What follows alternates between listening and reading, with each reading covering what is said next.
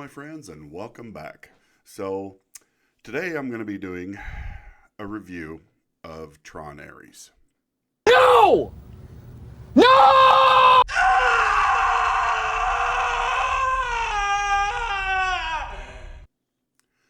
So, just full disclosure, anybody who's been to my channel in the last 6 months knows I was really excited when they announced this film.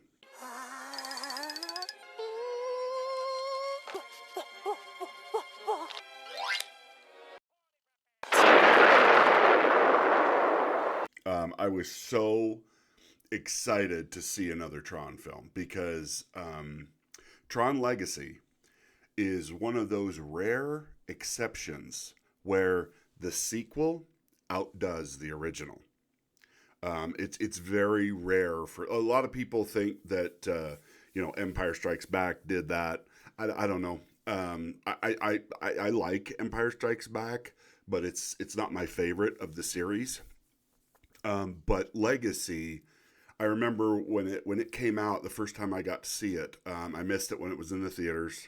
I was too busy at that time, and then I was in the oil fields working in North Dakota, and we were kind of stuck waiting for some paperwork to go through. And anyway, so I remember I went and bought it because I sight unseen. I went and bought it because I'm like, this has got to be okay. And I took a chance on it, and I went and we watched it, and I was blown away at how good it was. It was instantly one of my all-time favorite films because it just, man, it took what had been done in the original film. I mean, it is a masterclass in how to take something and build on it.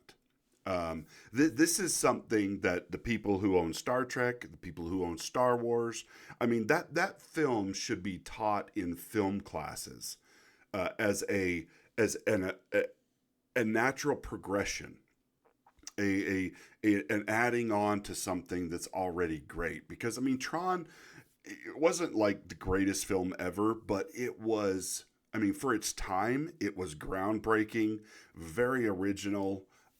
Just some really fantastic filmmaking. And it's you look back on that time. See, I'm a kid of the 70s and 80s, so I mean, I was around when that was made. You know, it came. That was the time when Disney was at its creative best, and Tron Legacy was probably one of the last films that Disney made before it slid off into the gutter of filmmaking companies, and was taken over by wokenistas and degenerates and stuff, because that's what Disney films are now. It's just what's the latest degeneracy that we can get involved in. You know what? Homosexual, lesbian, gay, transgender, vestites, whatever. I mean, that's what they're doing now.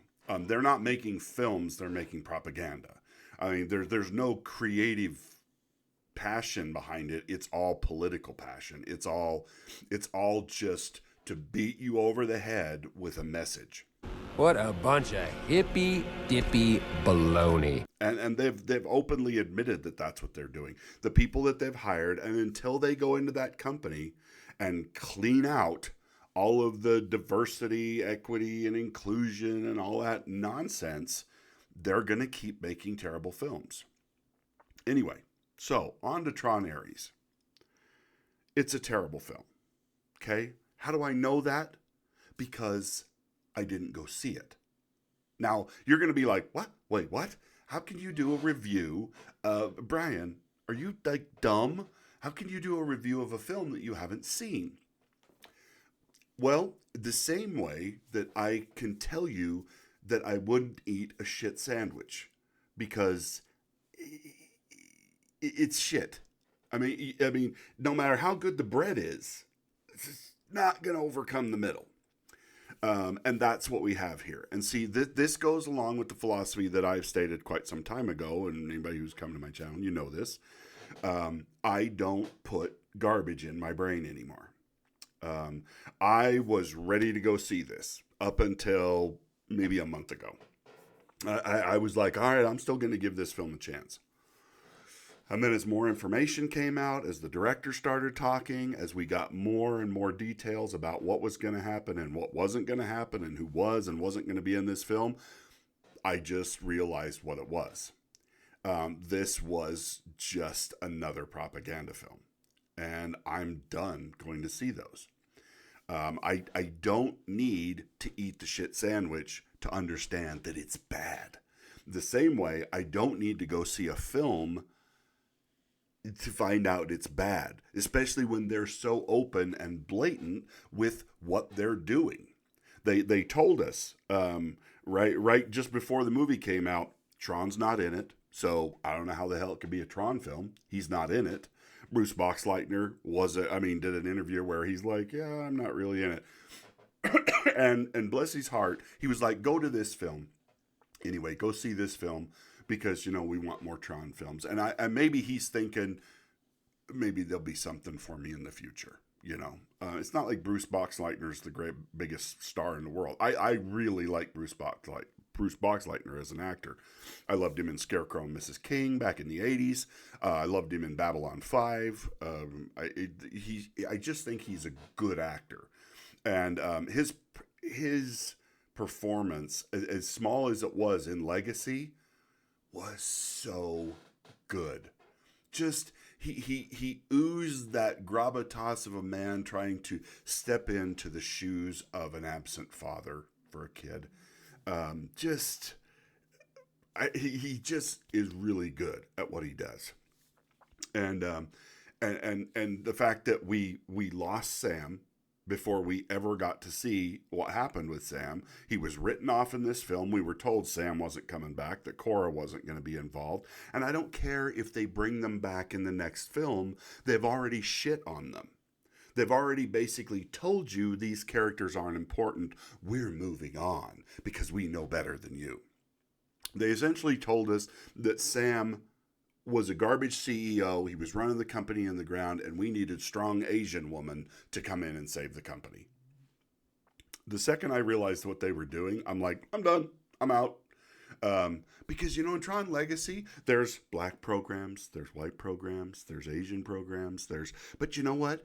Nobody cares because that wasn't what the story was about. It wasn't about diversity hires. It wasn't about sticking a bunch of people in the middle of a film where they didn't belong or their character, that was the story, their race, not what they actually did. And this is one of the things that I love about anime. Anime has all of the things that Hollywood's trying to push, you find in anime. You find gay characters, you find transvestite characters, you find, the spectrum. You find all of those kind of characters throughout anime, all over the place. And, but they don't, that's not the crux of the story. It's what you experience in real life versus what we're seeing from Hollywood, where that's the only thing that there is about that person is their skin color, their gender assignment, their whatever it is. They don't focus on the rest of the personality that these people have, and it's just insane to watch these people do this. And so, as part of this video, I wanted to like I said, I'm not going to watch Tron Aries. I don't need to. It's garbage. Garbage in, garbage out. That's what you're going to get. So I'm not going to waste my money. I will no longer give Hollywood or any film company 1 cent of my money, even to review it. And I would tell other reviewers, don't go to their movies. Seriously, even to review their films. You don't have to go do that. Once you figure out what it is, what it's doing, wait till it comes out on video and then review it. Because then they're not really getting that money. Other than they're getting a view or whatever. But it doesn't help the box office. It actually shows. But everybody's like, I gotta be the first to go see this and comment. And that's why I wasn't in a hurry to make this video. I could have made this video a couple weeks ago. It's been in my head for that long. But I didn't. But also, a couple of weeks ago, about a month ago, I went and saw Demon Slayer, Infinity Castle. Fantastic film. I walked out of there happy for the first time in a long time. It was an anime movie that broke records in the U.S. As one of the highest debuting animes of all time that made a lot of money compared to the budget that it has. I think anime is going to get bigger and bigger and bigger, which is why Hollywood's going to try and go after it to steal it and screw it up, which they already have done with quite a few animes. Cowboy Bebop, the list of Hollywood screw ups, Ghost in the Shell, just like anytime Hollywood gets their hands on it, they just Hollywoodize it. That's the problem is the Japanese creators aren't going, okay, you can make this, but I'm going to be there every step of the way, and I'm going to cut your butts off if you start going crazy. And like, or I'm going to put the kibosh on all of your nonsense. So you're going to make this right, or you're not going to make it at all. Now, One Punch Man, or not One Punch Man, pardon me, One Piece, they made a series on that. It was actually pretty good. They still managed to squeeze some of their wokeness into it, but overall, it followed the story of the actual anime and wasn't bad. I'm not a One Piece fan, but I thought they did a good job because I've seen the first few seasons. I never could get into One Piece. Anyway, but that's the difference. There's so many of these lessons that Hollywood should be able to take from films like Tron Legacy, Demon Slayer, where they have the successes to prove, to show them how to do it, and then in spite of that, in spite of those lessons, they turn and just totally shit all over an IP or destroy a film, throw millions of dollars down the toilet on something that wasn't worth $5, to be honest with you. And that's what we're getting out of Hollywood. That's where we are in their creative process. It's garbage in, garbage out. And it's sad because this will probably end up being the last Tron film because they didn't bother to put Tron in it. And they didn't bring back any of the legacy characters. They didn't bring forward this fantastic. I mean, there's so many awesome directions they could have went with this story. So many moral, so many philosophical, so many questions that they could have delved into with this world, with and they tried to with the permanence code, I guess, from the Aries film, but like it was sophistry. It was just window dressing to stick in their garbage. So I mean, and that's what bad writers do.